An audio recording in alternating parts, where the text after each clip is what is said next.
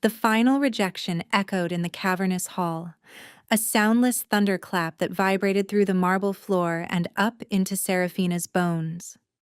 Lord Emmerich of the Sunstone Cliffs, a man whose jaw could have been carved from his own quarries, took one look at her and sneered. A silent Omega? His voice was a gravelly insult. You would offer me a broken vessel for a bride? Seraphina stood on the dais, a ghost in a borrowed gown of pale silk. She did not flinch. She had learned long ago that stillness was her only shield. Her older sister Isolde stepped forward, her own gown a slash of crimson against the hall's muted tapestries. A perfect smile was painted on her lips, a cruel work of art. My lord, you misunderstand, Isolde said, her voice dripping with false sweetness. My sister is not broken. She is quiet, a virtue in a wife, some might say.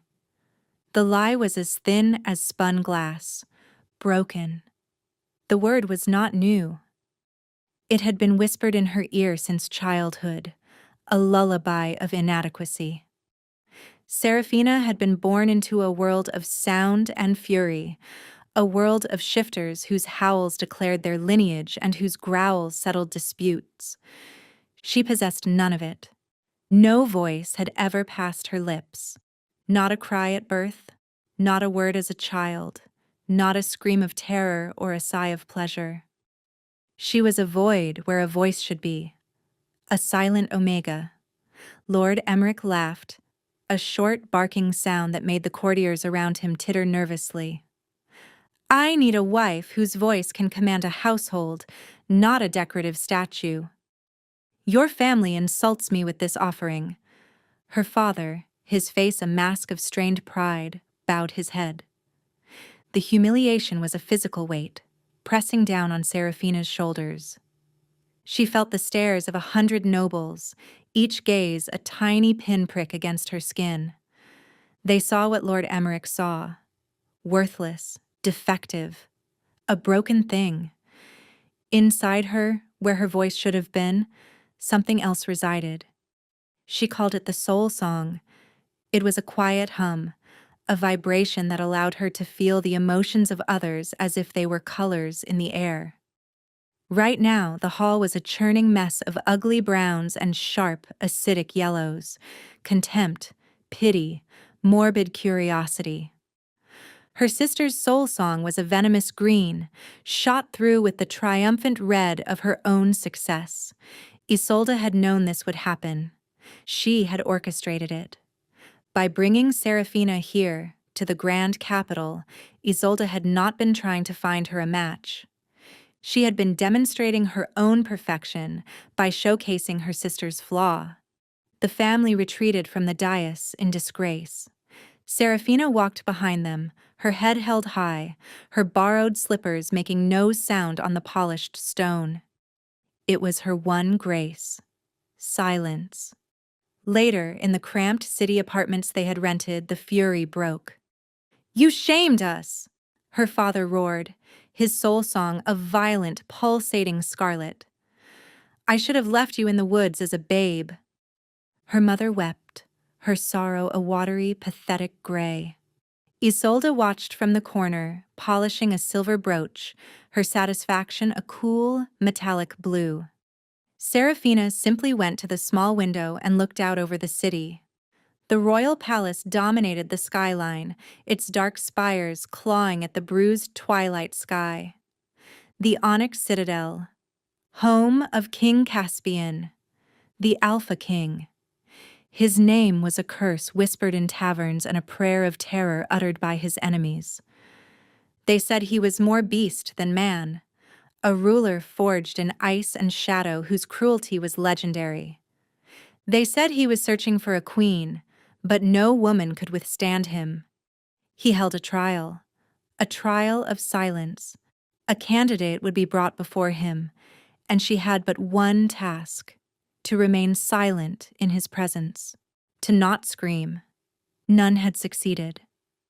They were carried out broken, their minds shattered by whatever horror they witnessed in his throne room. A sudden, terrible idea bloomed in the air, planted by the cold, calculating mind of her sister. "Father," Isolde said, her voice cutting through their father's rage, "there is still one way Serafina can serve this family." Her father stopped his pacing. "What are you saying?" "The king's trial," Isolde said, her eyes glinting. "He requires a woman who can endure his presence without screaming." A chilling silence fell over the room. Serafina's own heart, a frantic bird in her chest, seemed to still. Isolde smiled, her masterpiece of a plan finally revealed. "Our Serafina has never made a sound in her life." Who better to face the Alpha King? It was not a suggestion. It was a death sentence. A way to be rid of the broken thing and perhaps, if by some impossible miracle she survived, to gain favor with the crown. Her father's greedy, desperate soul song shifted from red anger to a sickening shade of hopeful gold. He looked at Serafina not as a daughter, but as a final, desperate gambit. A tool to be used and discarded. Serafina felt nothing. Resignation was an old, familiar cloak. She had been a ghost in her own family for years. Now they would send her to face a monster, hoping her silence, her lifelong curse, would be her one and only virtue. She closed her eyes, the cacophony of her family's emotions fading away. In the quiet center of her being, her own soul song was a single, unwavering note of pure, crystalline blue. It was the color of endurance. It was the color of stone at the bottom of a river, waiting for the torrent to pass. They could send her to the beast's den. They could throw her away. But she would not break. Her silence was her shield.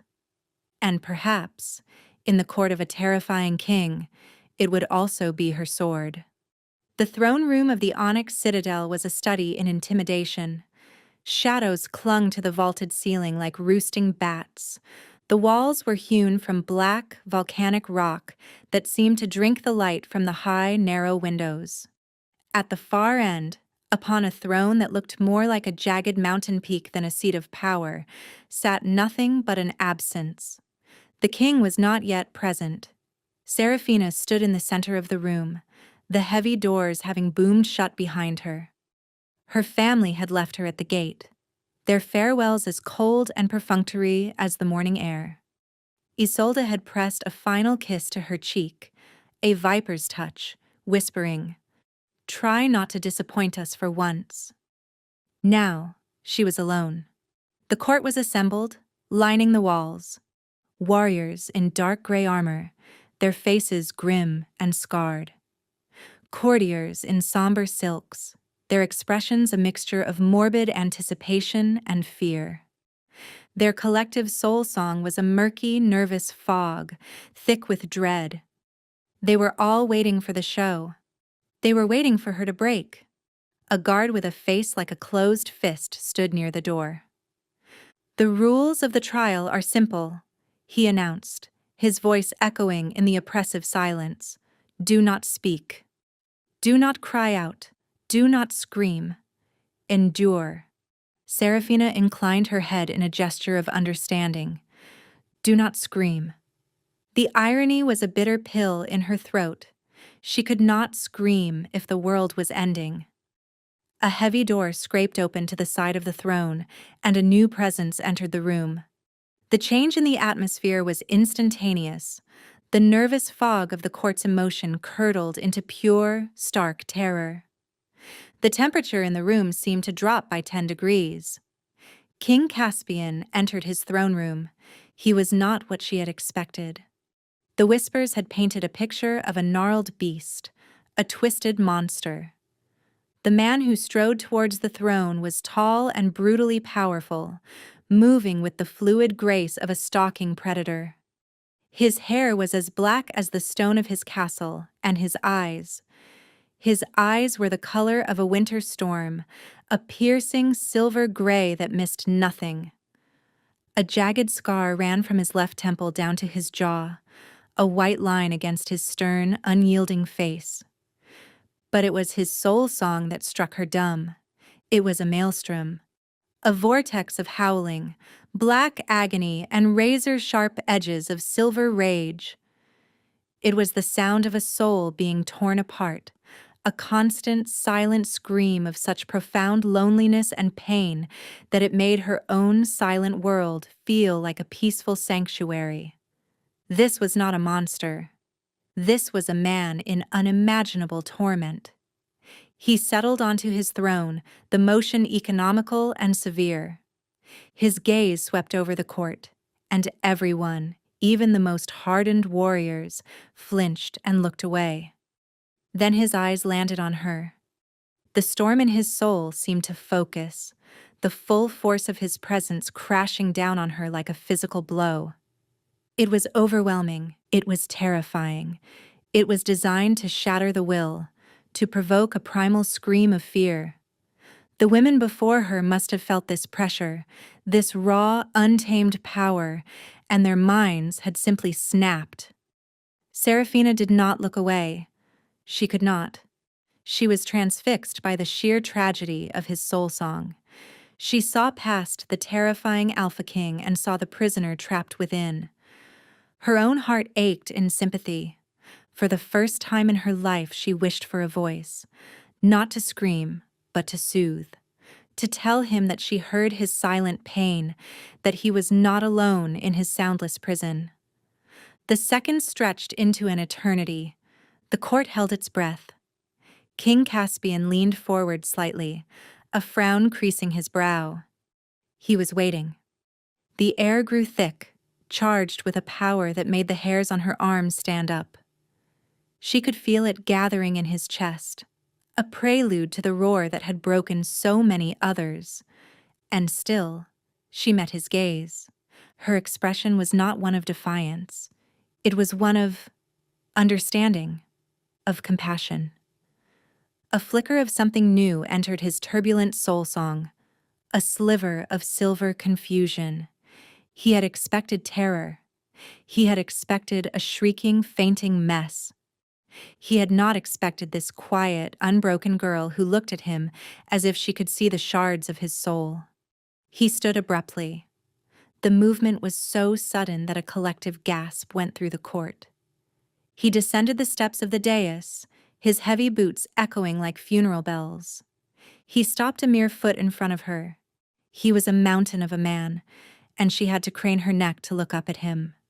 His proximity was suffocating.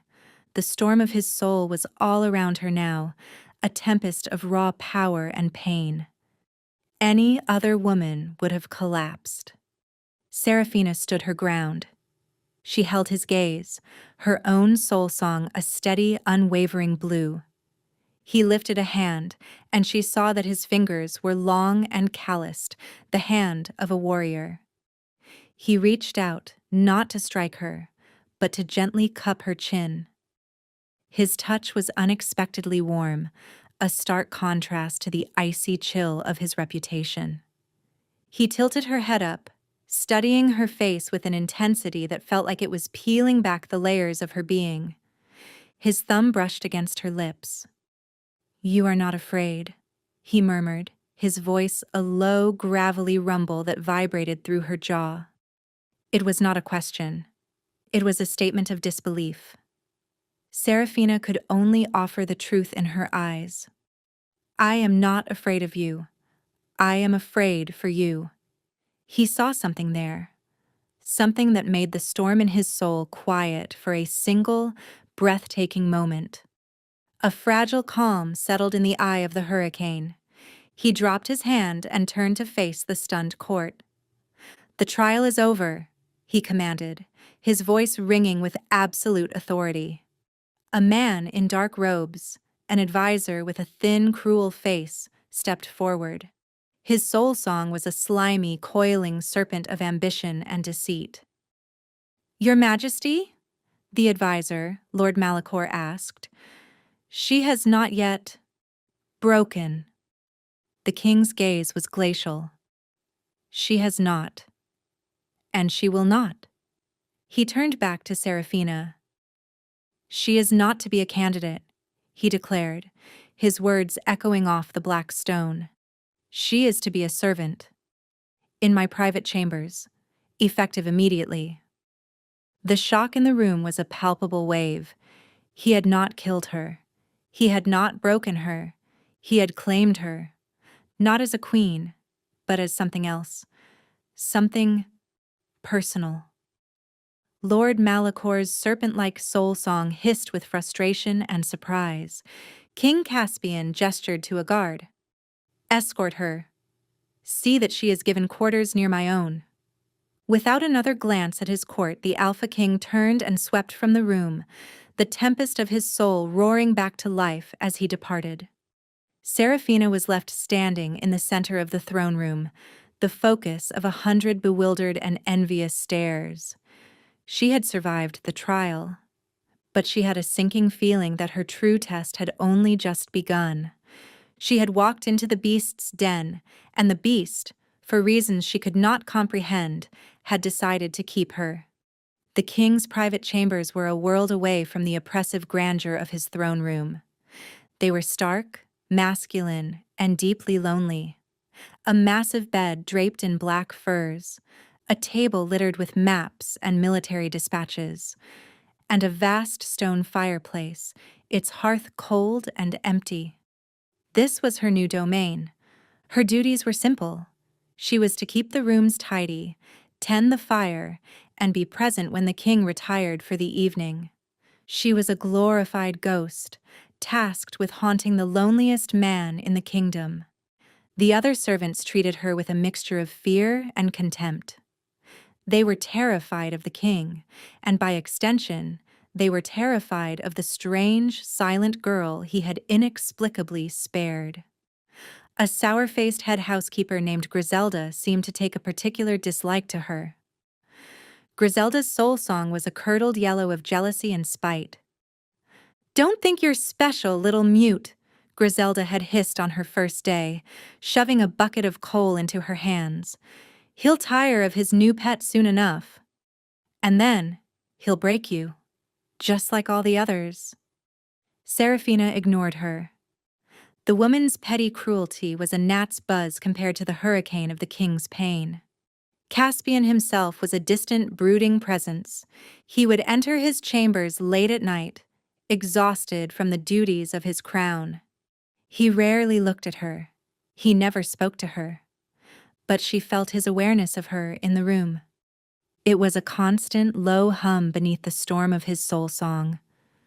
Her presence seemed to soothe him in some small way. When she was there, kneeling by the hearth and coaxing a blaze to life, the violent edges of his inner tempest seemed to soften slightly. He would sit in a large, worn leather chair by the fire, staring into the flames, and a fragile peace would settle over the room. One evening, a week into her strange new life, the chill of autumn had deepened into the bite of winter. Seraphina wore the simple gray wool of a servant, a thin garment that offered little protection against the castle's drafts. She shivered as she knelt to add another log to the fire. She did not realize the king was watching her until a heavy weight settled over her shoulders. She looked up in surprise. Caspian stood over her, his expression unreadable. He had draped his own heavy, fur-lined cloak around her. It was impossibly warm, and it smelled of pine, cold air, and the unique, wild scent of the king himself. It was an act of unexpected kindness, a small, gentle current in the midst of his soul's raging sea. She looked up at him, her eyes wide with a gratitude she could not voice. He met her gaze, and for a moment, the storm in his silver-gray eyes stilled. "You are too thin for the cold of this castle," he said, his voice a low rumble. He did not move away. He simply stood there looking down at her, wrapped in his cloak. The intimacy of the moment was a shocking jolt. His inner wolf, the primal core of his alpha nature, was suddenly at the forefront of his soul song. It was a powerful, possessive presence, a silver wolf that recognized something in her. Mine. The thought was not hers. It was a projection from him, so strong and clear it felt like a word spoken aloud in her mind. Her heart hammered against her ribs. This was dangerous territory. He was a king. She was a silent servant, a rejected Omega. She quickly looked down, breaking the eye contact, and focused on her task, her hands trembling slightly as she adjusted the logs. Caspian let out a sigh that sounded like the grating of stone on stone. He moved to his chair, the moment broken. But the cloak remained around her shoulders, a silent claim. The next day, Griselda saw her with the cloak. The housekeeper's face twisted into a mask of pure venom. "So, the little mute warms the king's bed now, does she?" Griselda spat, cornering her in the linen closet. Serafina shook her head, trying to push past. Griselda grabbed her arm, her fingers digging in like talons. "You think you're better than us? You're nothing but a freak, a silent little witch." The woman's hateful yellow soul song was suffocating. Suddenly, a shadow fell over them. "Release her." The king's voice was not loud. It was deadly quiet. Griselda froze, her face draining of all color. She snatched her hand back from Serafina's arm as if it had been burned. Caspian stood in the doorway of the closet, his presence filling the small space entirely. His gaze was fixed on Griselda, and it was colder than a winter tomb. The storm in his soul was raging, a black and silver inferno of protective fury. "She is under my personal protection," Caspian said, each word a chip of ice. "If you or any other servant lays a hand on her again, you will be thrown from the highest tower of this citadel. Is that understood?" "Yes, Your Majesty," Griselda stammered, bowing so low her head nearly touched her knees. "Get out of my sight." The housekeeper scrambled away, her soul song a quivering mess of terror. Serafina was left alone with the king. He stepped closer, his gaze softening as it fell on the red marks Griselda's fingers had left on her arm. He reached out, his touch incredibly gentle as his thumb traced the marks. "Did she hurt you?" he asked softly. Serafina shook her head. The physical pain was nothing, but his concern, his ferocious protection, that was a blow that struck deep inside her. No one had ever defended her before. No one had ever looked at her as if she were something precious to be guarded. Tears pricked at the corners of her eyes. She blinked them back fiercely. She would not cry. Caspian's expression was pained. "I wish," he began, then stopped, frustration tightening his jaw.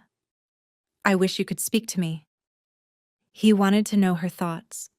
He wanted to hear her voice. And she wanted, more than anything, to give it to him. To tell him thank you. To tell him that his kindness was a balm on a lifetime of wounds. To tell him that she heard the screams of his soul and wished she could silence them. But she could not. She could only look at him, her heart in her eyes, and hope he understood. That night, as she tended the fire in his chambers, he did not sit in silence. He began to talk. He spoke of the burdens of his crown, of the betrayals in his court, of the constant crushing weight of his power. He didn't seem to expect a response. He was simply unburdening himself, speaking his loneliness into the quiet space she provided. Serafina listened, not with her ears, but with her soul. She felt the truth of his words, the deep ache of his isolation. He was surrounded by people, yet he was utterly alone, trapped by a curse she was beginning to understand was tied to his voice, his power, his terrifying alpha roar. The very thing that made him king was also his cage. He fell silent, staring into the flames. The air between them was thick with unspoken things. A dangerous intimacy was growing in the firelight, a bond forged in shared silence and mutual pain. His inner wolf was watching her, its silver eyes gleaming in the depths of his soul. It was no longer just a flicker of recognition. It was a steady, possessive hum. Mate. The word echoed again in the space between them, stronger this time. A terrifying, beautiful, impossible truth. Her own inner spirit, a quiet, resilient thing she had never thought of as a wolf, stirred in response. It recognized him too. Her rational mind screamed in protest. This could lead nowhere but to ruin. But the quiet, lonely part of her that had been silent for so long yearned to answer his soul's call. She was falling for the cursed king, and she feared it would be the one thing that truly broke her. The moon was a perfect silver disk in the ink-black sky, spilling its light over the castle's private garden. It was a secret place, a small haven of white roses and fragrant night-blooming jasmine, hidden deep within the citadel's stone heart. Caspian had led her here. After weeks of fireside confessions and shared, silent moments, he had taken her hand one evening and simply said, "Walk with me." Now they stood by a marble fountain, the soft sound of trickling water the only noise besides their breathing. The air was cool and sweet. For the first time since she had arrived, Seraphina felt a sense of peace. Caspian's soul song was different out here. The raging storm was still present, a distant thunder on the horizon of his soul. But here, in the moonlight, a new melody was rising.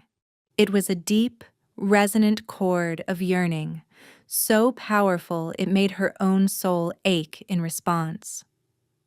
He had been quiet for a long time, simply watching her as she reached out to touch the petal of a moon-kissed rose.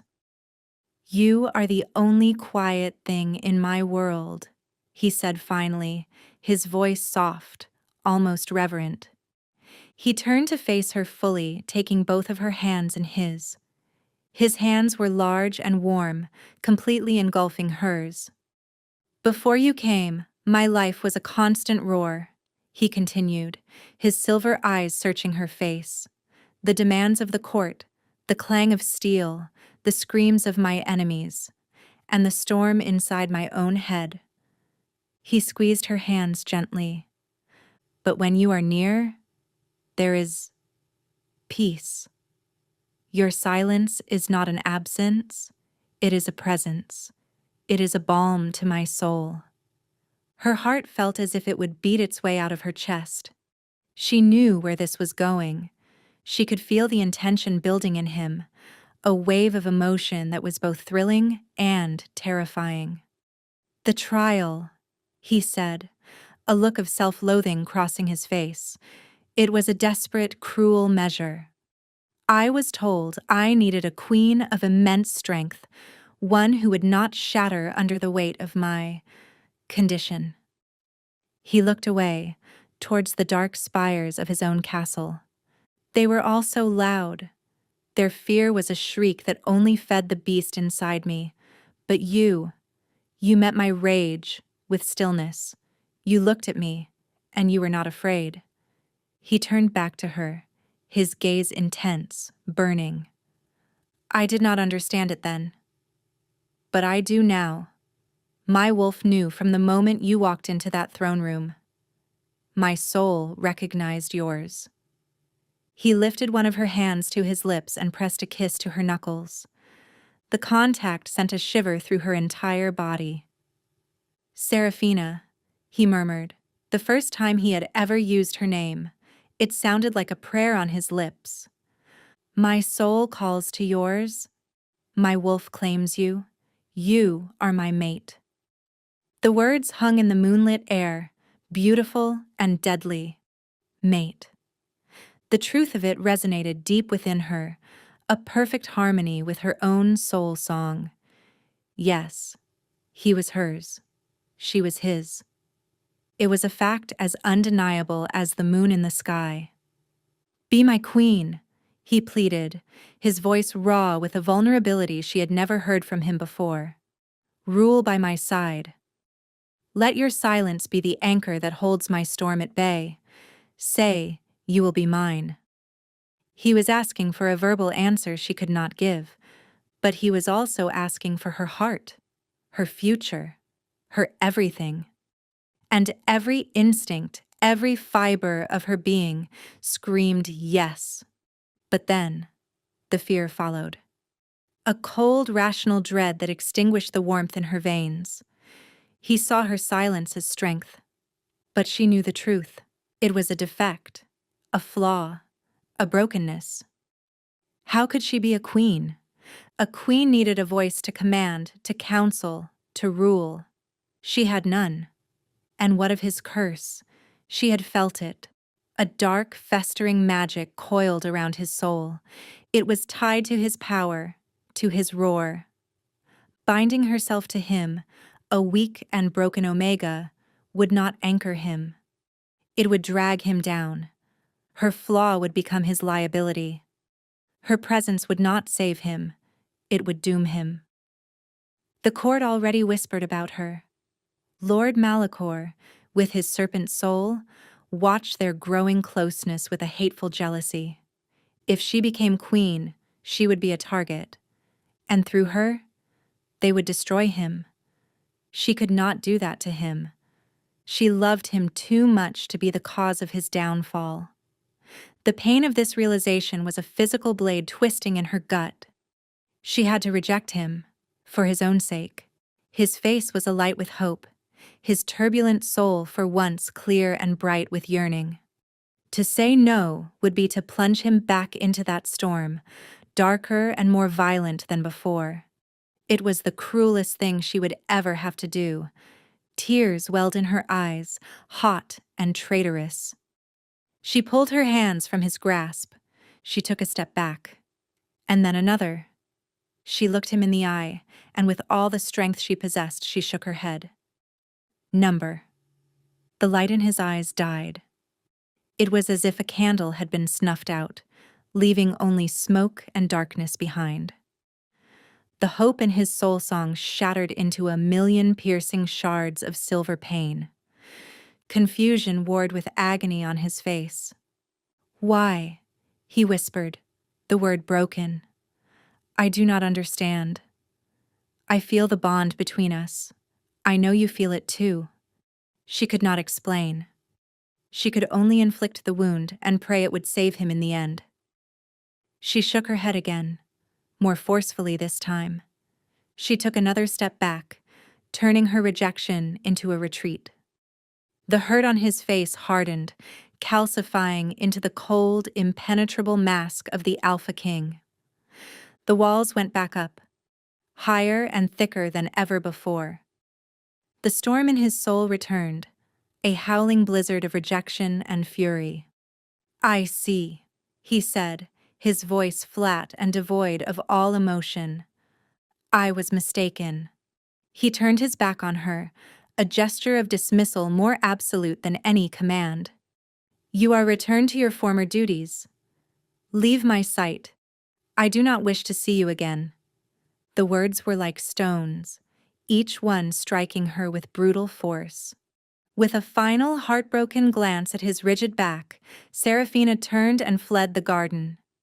She ran through the cold, echoing hallways of the castle, tears now streaming freely down her face. She had done the right thing. The only thing she could do to protect him.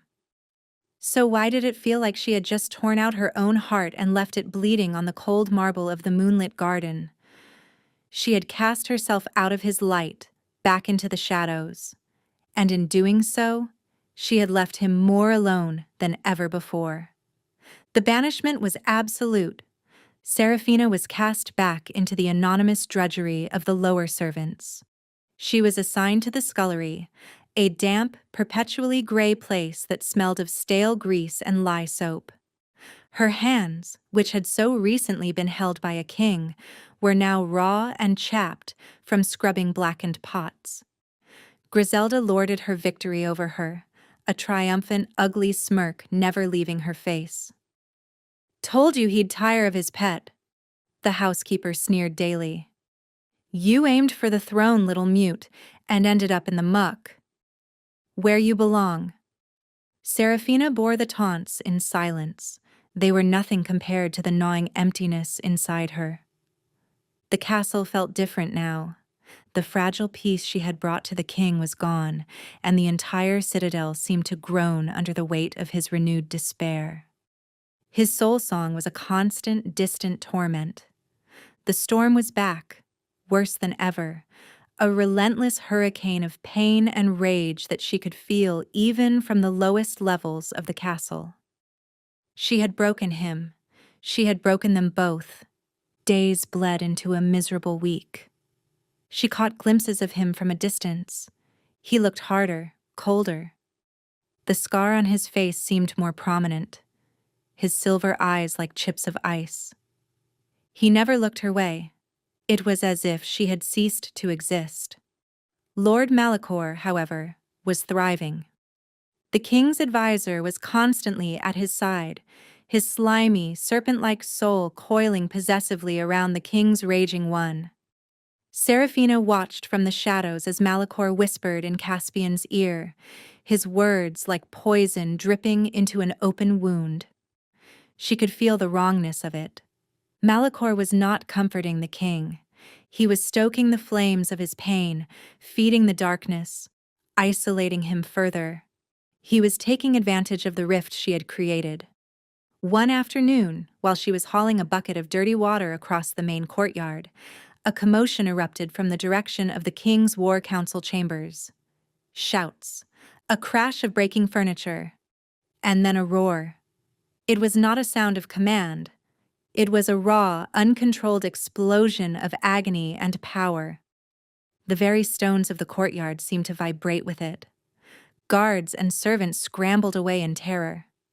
Serafina dropped her bucket, her gaze fixed on the high windows of the council room. Caspian's soul song flared, a supernova of black and silver pain, so intense it made her stagger. Then, it faltered. It weakened, dimming like a dying star. Something was terribly wrong. Guards came rushing out of the citadel, their faces pale with panic. "The king has collapsed," one of them yelled. "Fetch the royal physician." Serafina's blood ran cold. She pushed through the panicked crowd, her small frame slipping through gaps, driven by a desperate need to get closer. She reached the entrance hall just as they were carrying him out. Caspian was unconscious on a litter, his face ashen, his breathing shallow. The immense, formidable power that usually radiated from him was gone, replaced by a terrifying fragility. Lord Malachor followed the litter, his face a mask of false concern, but his soul song was a writhing knot of triumphant, venomous green. He did this. The certainty struck her with the force of a physical blow. Malachor had used Caspian's pain, the pain she had caused, as a weapon against him. He had somehow amplified the curse, turning it inward to devour the king's life force. As the procession passed, Malachor's cold, calculating eyes met hers. He saw the knowing accusation in her gaze. A slow, cruel smile touched his lips. He had won. And he knew that she knew. Later that day, the castle was in chaos. The physicians could do nothing. The king was fading, trapped in a magical coma, consumed by a fever that no remedy could touch. Serafina was scrubbing a floor, her mind numb with grief and guilt, when the guards came for her. Two of them, their faces grim, flanked by a sneering Lord Malachor. "Serafina of the Silent Wood," Malachor announced, his voice ringing with theatrical authority. "You stand accused of treason and the practice of dark witchcraft." Her head snapped up. The other servants in the scullery shrank back, their fear and suspicion a suffocating wave. "We have evidence," Malachor continued, holding up a small, crudely made doll of black cloth, pierced with a silver pin. A lock of dark hair was tied around its neck. Caspian's hair. "A poppet, found hidden in your meager belongings. You wove a spell to enchant the king, to gain his favor. When he rejected your advances, you turned your foul magic against him, striking him down. It was a lie. A perfectly crafted, damnable lie. Griselda stood behind Malachor, her face a mixture of fear and vindictive pleasure. She had planted it. "She is a witch!" Griselda shrieked, pointing a trembling finger. "She never speaks!" "It's unnatural. She bewitched him with her silent ways." The accusation spread like wildfire.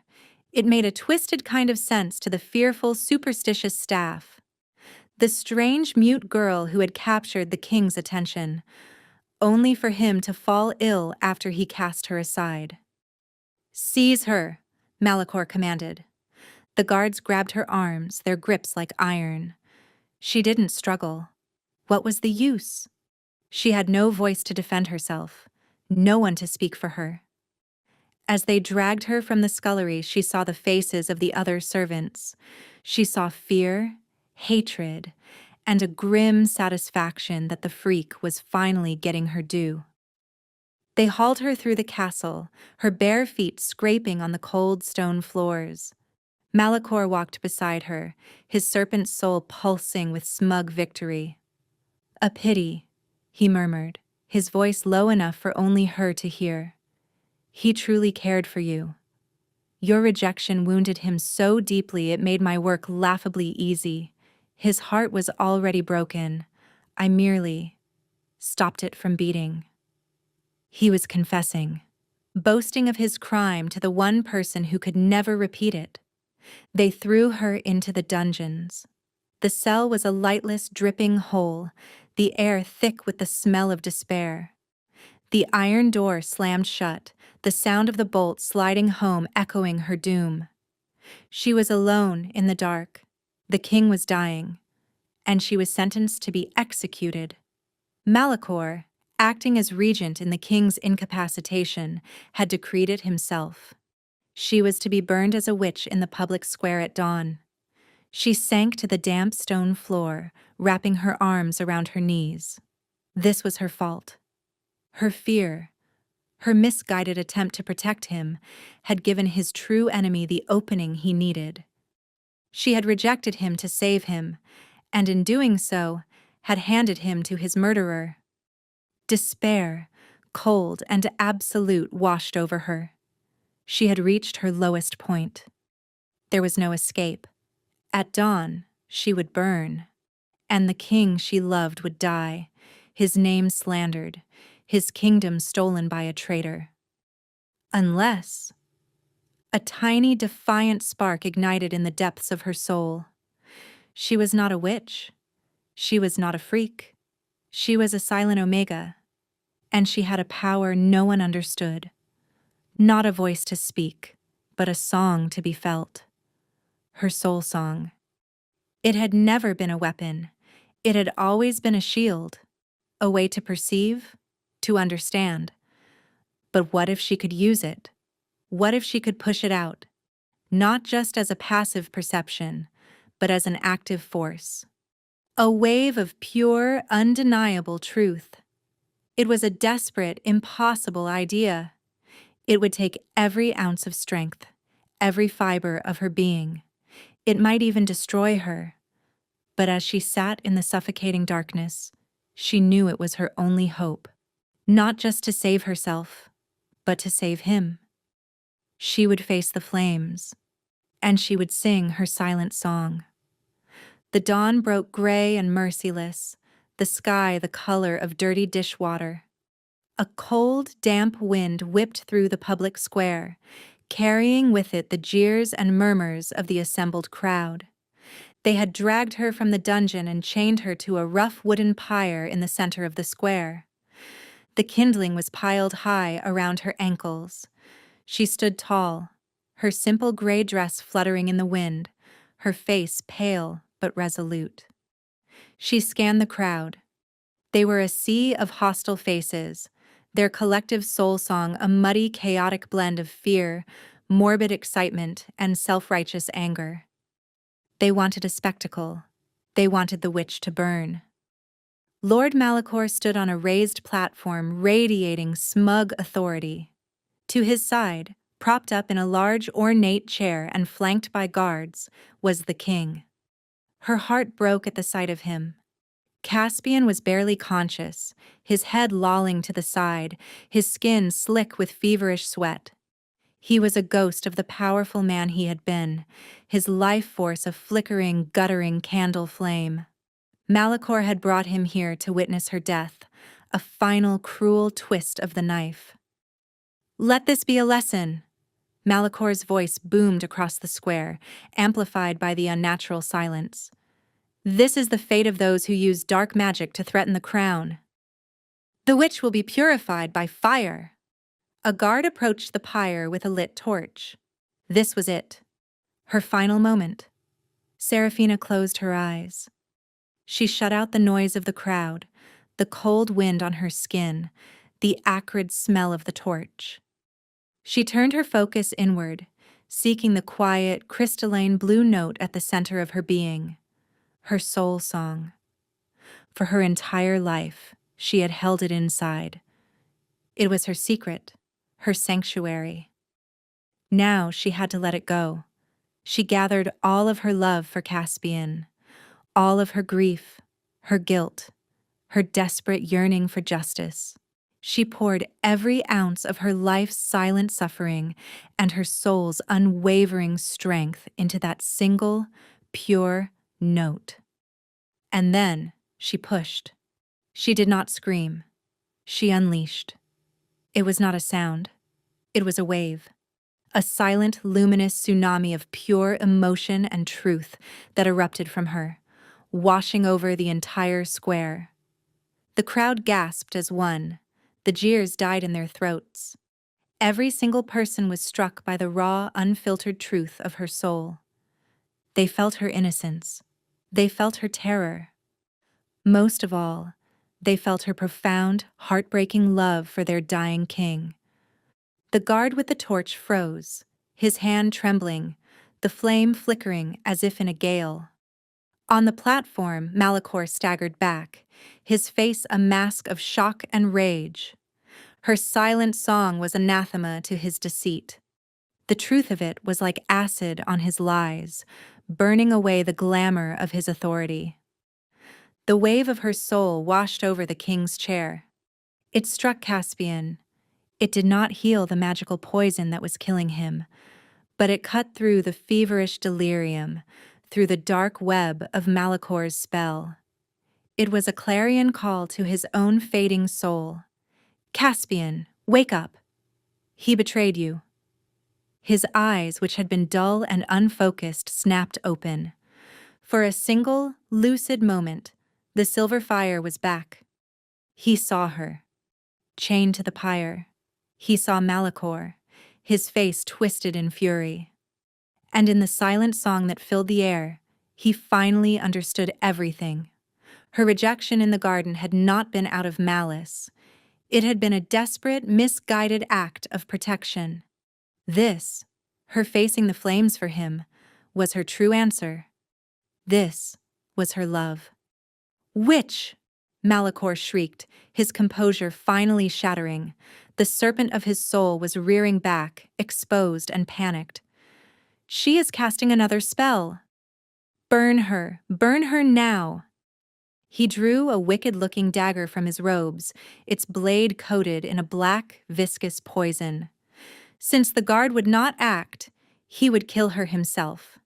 He lunged towards the pyre. "No!"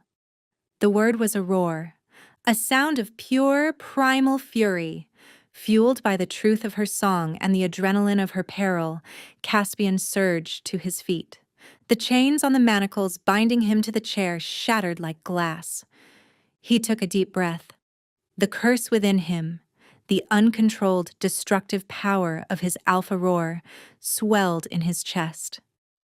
But this time, it was different. Seraphina's soul song was still pouring through him, a guiding current of light and love. It wrapped around the storm in his soul, not containing it, but focusing it, giving it purpose. When he opened his mouth, It was not a wave of mindless destruction that erupted. It was a focused, concentrated blast of pure, unadulterated power, a spear of sound and force. It did not hit the crowd. It did not shatter the stones. It flew straight and true, guided by his love for her, and struck Lord Malachor square in the chest. The traitor's dark magic, the very spell that was killing the king, was instantly obliterated. Malachor was thrown backward as if struck by lightning, his body slamming against the far wall of the square. He collapsed in a heap, his power neutralized, the serpent of his soul extinguished forever. A profound silence fell over the square. The curse, its anchor in Malachor's magic now destroyed, shattered. The storm in Caspian's soul vanished. For the first time in his life, there was quiet inside his own head.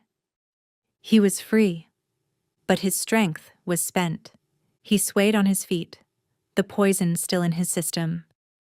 He looked at Seraphina, his eyes filled with love and desperation.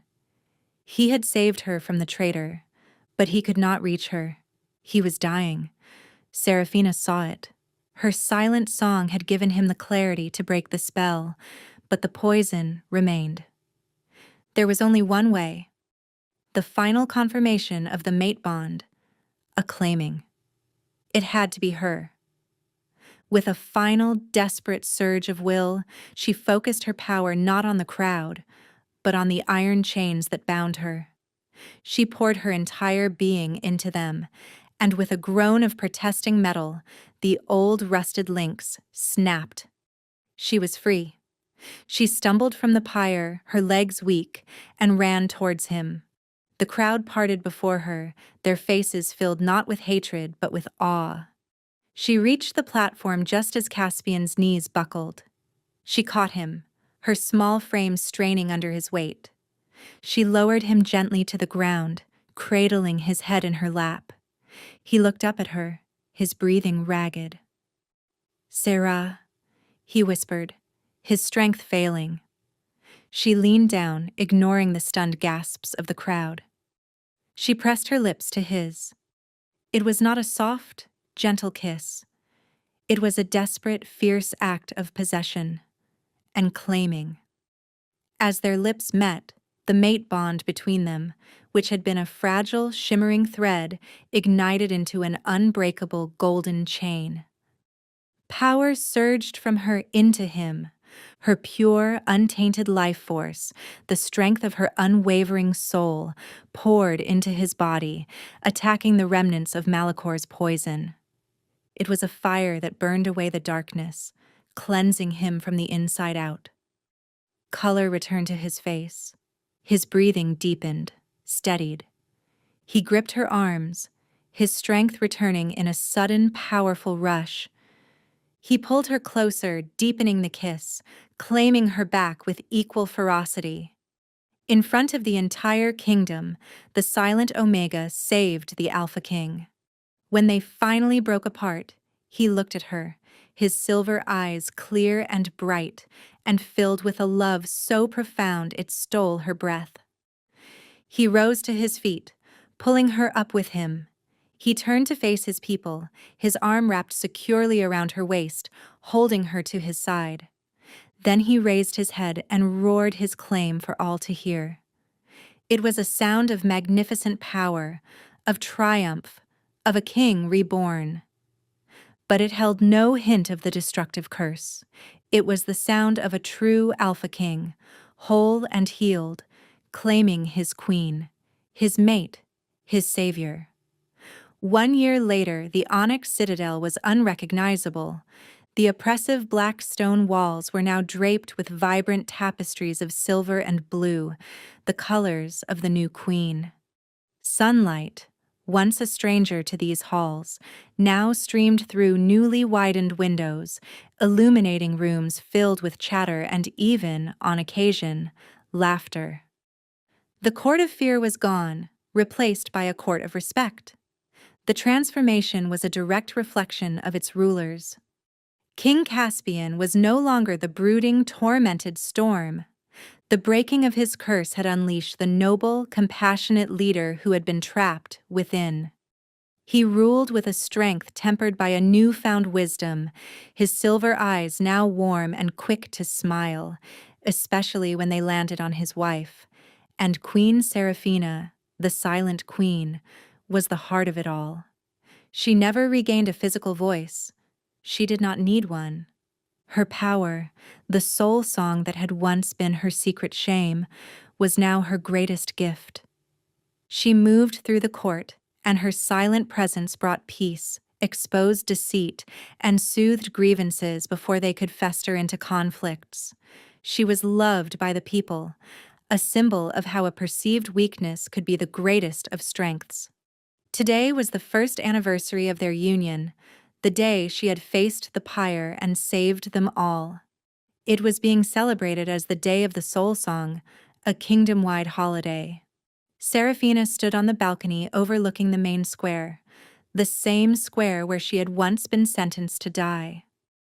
Now it was filled with cheering citizens, their collective soul song a joyous, brilliant symphony of gold and pink and vibrant green. Strong arms wrapped around her from behind, and she leaned back into the solid warmth of her husband's chest. Caspian rested his chin on her shoulder, his own soul song a steady, deep blue of contentment, perfectly harmonized with her own. "They love you," a voice said, not in the air, but directly in her mind. It was his voice, a low, familiar rumble, a privilege of their completed mate bond. They no longer needed words. Their souls spoke to one another. She smiled, turning her head to kiss his cheek. "They love their king," she sent back, her own silent thought clear as a bell in his mind. "They love their king because he was saved by his queen," he corrected gently. "I love my king because he was saved by his queen." He turned her in his arms to face him, his expression earnest and filled with the same awe he'd held since that day. "I will spend the rest of my life making it up to you," he murmured aloud, for the benefit of any watching eyes, for the pain, the fear. She placed her fingers on his lips, shaking her head. "There is nothing to forgive," she thought to him. "It led us here." He took her hand, kissing her palm. "It did," he agreed, "and for that, I am eternally grateful." They stood for a long moment, simply looking at each other, their silent conversation more profound than any spoken words. The world saw a broken Omega who had captured a king. He saw the strongest soul he had ever known, the woman who had walked through fire and faced down his demons without making a sound. She saw not a terrifying alpha, but a man of deep honor and love, a man whose soul had called to hers from the very beginning. He had been a king cursed to a life of violent sound. She had been an Omega condemned to a life of absolute silence. Together, they had found the perfect harmony. He leaned in, his forehead resting against hers. "My love, my mate, my queen, my king," she answered, her soul singing its reply. "My life, my home." And as the cheers of their healed kingdom rose up to meet them, they knew their song was only just beginning.